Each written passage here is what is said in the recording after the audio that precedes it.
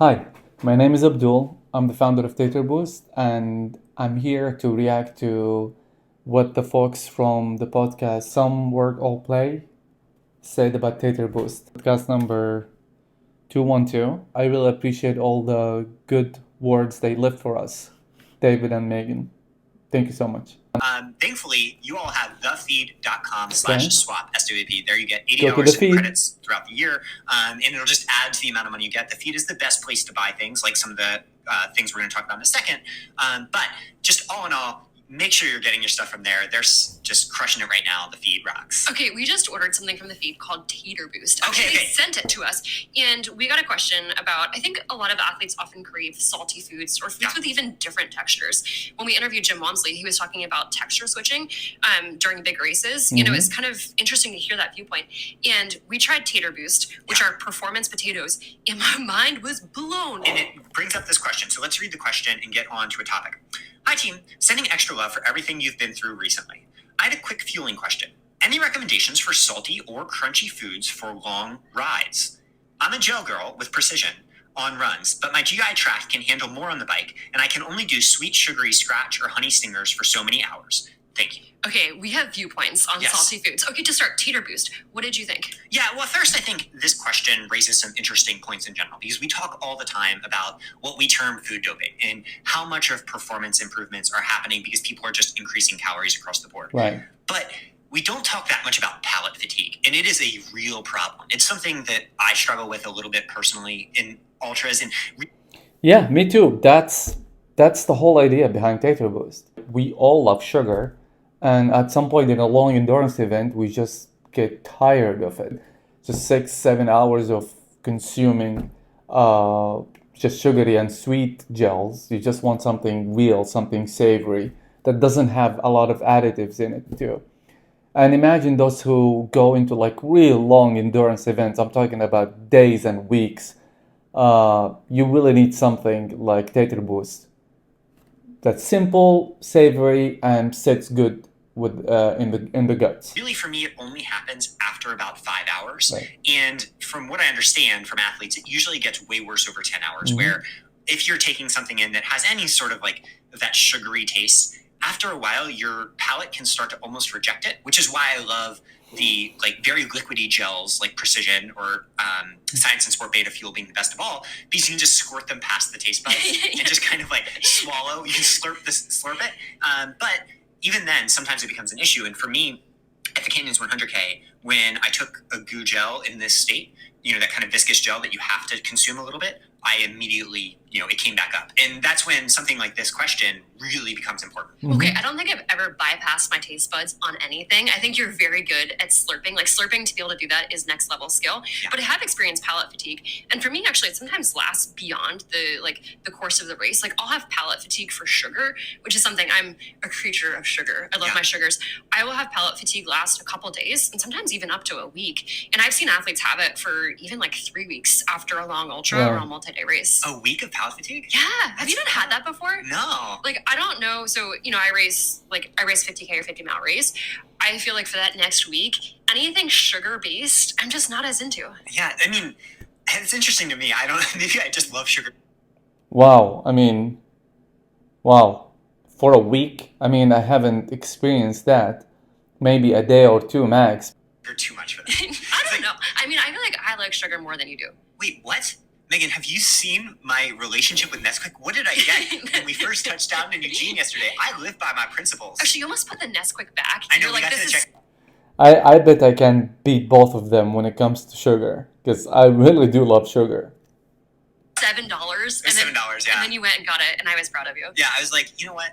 We only work as hard as we do so that I can occasionally get Nesquik at the Eugene Safeway. It was very important to me. It's so worth it. Okay, so let's go through some of the options here. The very first one is what Megan mentioned, and what spurred this topic is the people at Tater Boost sent us their product. And what it is essentially a packet of powdered potatoes with other things that you put water in. It's that simple. You stir it up, and then you eat it. And we got it like a month and a half ago. And I was super skeptical, and I was like, thanks for sending it. Maybe I'll try this at some point. And then as we were traveling, right before we traveled, we did very early morning exercise. And I was like, oh, well, we got that great question. Let me try this product. Put water in it. Within 10 seconds, it was one of the tastiest things I have ever eaten, to the point that I was like, I should stop eating this because like I have an actual recovery meal to do. This is not during exercise eating, but this product is game changing. We are not associated with them in any way. You can get it at the feed, so in that way we're associated. But we just want to help this company out because like if you have ever had issues with this, Tater Boost, these packets that you can just put water in, one of the best tasting like implementations of this process I've ever seen. My head couldn't get bigger. It was so good to the point that I actually consumed all of them on the way to the airport. It's called Tater Boost. I feel like I had like airport boost for no reason. I was walking around. I was like, I feel good. Also, I love the breakdown. So it has 10 grams of fat, 7 grams of protein, and 47 grams of carbs. I think it's like 300 calories total for the whole packet. Yeah, you notice that it's not pure carbs, for example. You know, like most of these products are mostly carbs. We try to have a good balance between carbs. It's the majority, but we also have really good chunk of fat and protein in there. These long endurance events, especially after our 7 hour, our 10, or even the second day, we tend to spend more time in zone 2 just because we cannot just like keep pushing more and more in the upper zones. So when we're sticking to that zone 2, our body it's especially if we're good at it and we train for it, our body is going to do much better relying on fat. That's why we have really high content of fat in Tater Boost, and that fat comes from the coconut fat milk. And I think at the end of a race, or even like in the concept of a multi-day race, or in doing long adventures, having that profile of a little bit more protein and fat is pretty clutch. Yeah, did you send it in to the lab? Yeah, right? Do we actually know? Yeah. Oh my God, Sprig! Sorry, I was just sneezed. Oh my God. Right? Well, maybe that's a way around what, like the actual process. Maybe by not calling it Potato Boost, Tater actually can mean something entirely different. And this is actually made out of ground up, rats or something. You're funny. We actually were gonna name it Potato Boost, but that's when Heather came up with the brilliant name Tater Boost. My reaction was, what is Tater? Dude, that would be good rats though. I know. It's funny now how our skeptic brains are like, is this for real? Yeah, so the serious answer to this question to start is, if you have like the financial means, go try this from the feed. I feel like it'd be amazing for like backpacking adventures or any running race where you have the option to put a little water in this and get a spoon and just gulp it down, because it was game-changingly tasty. It was so good. And then on the Tater Boost note, basically boiled potatoes, potato chips, anything like that is really, like a potato is your friend. So boiled potatoes is the easiest. That's kind of what Tater Boost is getting at. But potato chips, often things like Pringles, because the way they stack is pretty easy to consume a bunch at once. Oh my God, I could probably eat 25 Pringles at once in my mouth. And my mouth is kind of small. Like I have a hard time fitting sushi in one piece into my mouth. Before the creation of Tater Boost, I did refuel sometimes on Pringles, and they really taste good. But look at the ingredients, and I'll leave it at that. The Pringles, 25. Reminds me of the old Mitch Hedberg bit where he was like, Pringles used to sell tennis balls. And then one day they just ordered a shipment of potatoes and they're like, cut that shit up. And then, okay, quesadillas, obviously, that really helps. Or sandwiches on white bread that you can cut up. Like, basically, any of these options you can bag up, and it's really, really helpful. I've also had some athletes to make mashed potatoes and stick them inside containers that are very much like the gel packets. And then they just sip them during the race. And that, to me, is genius. Yeah, that's basically the Tater Boost idea. Exactly. Tater Boost, I don't know. For me, it's got, like, a better nutrition profile. Yeah. And we had turmeric and ginger. Turmeric and ginger, holy I think they also have rosemary and beet too. Yeah. So they have like good like flavor profile options. Yeah, let's sell them out. Well, first of all, we have 2 flavors. We have flavor number 1 is turmeric garlic.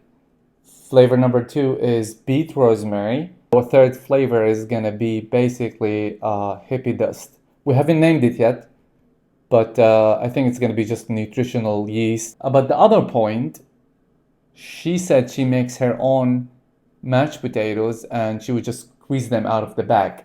That's exactly how I used to make them before we made Tater Boost. But let's try that with Tater Boost and see how that goes. Because the pouches, yeah, they're not made for you to consume it right, like to just squeeze it. But actually, it does work. Let's give it a test. Got my Tater Boost. and some water. So I'm gonna pretend that I don't have access to spoon. I'm just on the trail. Just flip it open. You see the line? That's where I'm supposed to add water. You can actually add a little bit more above the line or a little bit less water up to the line. And then I'll just seal it. I'll just do it without the spoon. Then just mix it.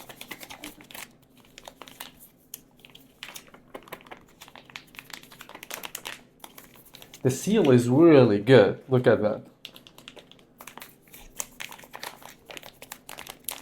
Mix, mix, mix. Let's consume some Tater Boost straight from the pouch.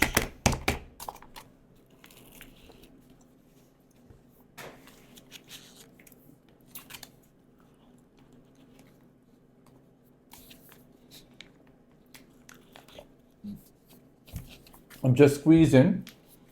I'm taking a bite.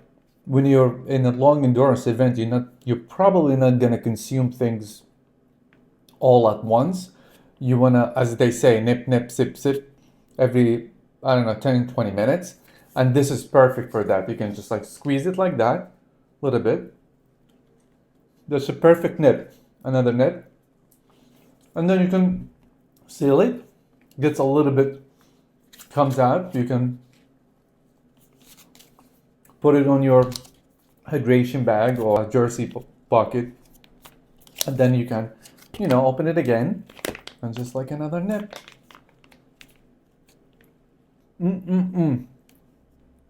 Simple. As I said, we didn't really make the pouch to be consumed like this, but it's totally doable. Ideally, you want to use it with a spoon. David and Megan, thank you so much.